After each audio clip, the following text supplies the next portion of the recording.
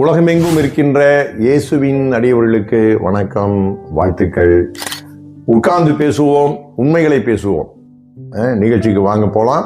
இறைவன் மனிதனாக வந்து நமக்கான ஒரு பரிகாரத்தை நிறைவேற்றின ஒரு மாபெரும் செய்தி, உலக வரலாற்றிலே நடந்த ஒரு செய்தி. உலக வாழ்க்கைக்காக கடவுளினுடைய அக்கறை, கடவுளுடைய அன்பை, சும்மா இல்லப்பா, கடவுள் செயல்படுகிறார், இதற்கான திட்டத்தை வைத்திருக்கிறார். இந்த உலகத்தில் நிச்சயமாக இந்த பகை, விரோதம், சண்டை, அழிவு, ஏமாற்றுதல், இல்லைங்களா, இப்படிப்பட்ட காரியங்கள் தனி மனித வாழ்க்கையிலையும் சிக்கல்கள், இதற்கெல்லாமே ஒரு தீர்வாக கடவுளே மனிதனாக வந்து ஒரு புதிய ஒரு பாதையை திறந்திருக்கிறார்.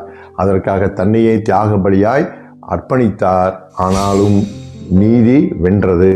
சரிங்களா, உண்மையை கொன்றார்கள், ஆனாலும் அது அழியவில்லை, உயிர் தெளிந்து விட்டது. சரிங்களா, இந்த ஒரு செய்தி, இதன் மேல் நாம் வைக்கின்ற நம்பிக்கை, இது நமக்கு கொடுக்கின்ற ஒரு மாபெரும் புதிய வாழ்க்கை. இதை நம்ம பார்த்தோம் இல்லைங்களா.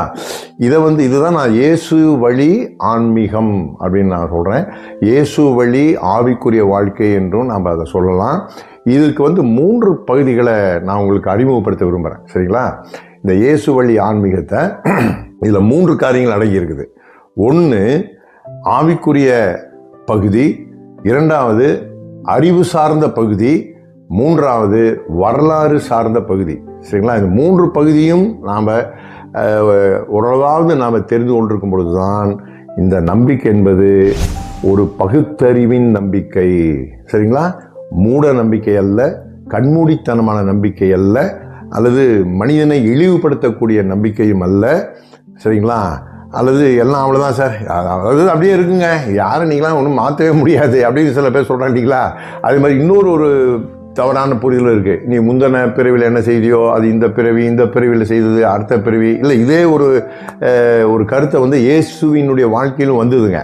நீங்கள் யோவான் 9வது அதிகாரத்தில் பார்த்தீங்கன்னா, அங்கே இயேசுவினுடைய சீடர்கள் இப்படிப்பட்ட ஒரு கருத்தை ஆண்டவர்கிட்ட கேட்குறாங்க.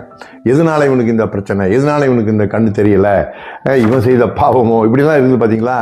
இல்லை. ஆனால் கடவுள் அப்படிப்பட்ட ஒரு தன்மை உடையவராக இல்லாமல் தன்னை எப்படி அவர் வெளிப்படுத்துகிறாருன்னா, கருணை உள்ளவராக, அன்புள்ளவர்களாக, சரிங்களா, மாற்றக்கூடிய ஒரு திட்டம். மாறும் கண்டிப்பாக. கடவுளால் வாழ்வு தரக்கூடிய ஒரு தெய்வங்க.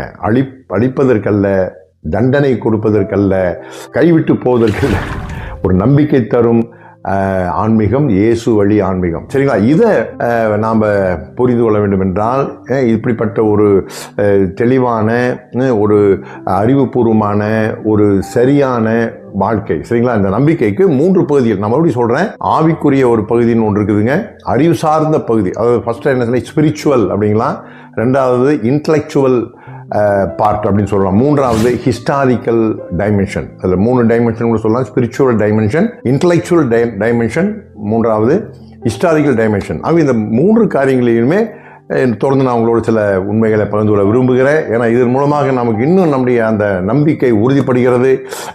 எதற்காக இந்த நம்பிக்கை என்று நாம் அறிந்து கொள்ளும் பொழுது நாம் சந்தோஷத்தோடு, இல்லைங்களா, ஒரு உற்சாகத்தோடு வாழ முடியும். வாழ்க மகிழ்வுடன், வளர்க இறை அருளுடன். வணக்கம்.